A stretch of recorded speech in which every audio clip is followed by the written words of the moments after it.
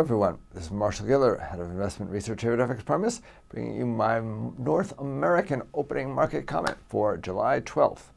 The dollar is down against most currencies at midday in Europe as risk-seeking comes back into style. The overnight trend of a stronger pound and a weaker yen continued. High-yielding currencies such as the Australian dollar and New Zealand dollar were doing well, as were some speculative commodity currencies such as the South African rand and Mexican peso, as investors put on carry trades. Most of the U.S. data coming out this afternoon isn't that crucial.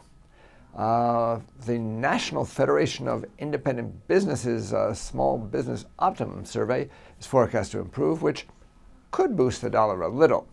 The indicator tends not to move the currency that much, though, so don't count on a lot of volatility there. Wholesale inventories are more market affecting.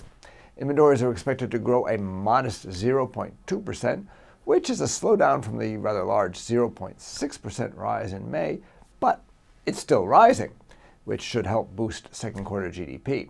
From July of last year until February this year, inventories only rose 1 month, so 3 consecutive months of expansion should be looked on as mildly positive and therefore dollar supportive.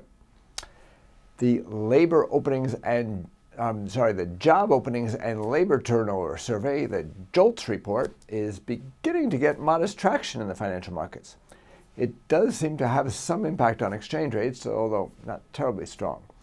The 2 points to watch in this indicator are the total number of job openings and the separation rate. The number of openings is a good indication of how strong the job market is. A rise in openings suggests a rise in hiring further down the line. On the other hand, at this point in the economic cycle, a decline in openings could be taken as a natural consequence of nearing full employment. It might also provide some explanation for why the growth in payrolls has slowed recently. People can't get jobs that don't exist.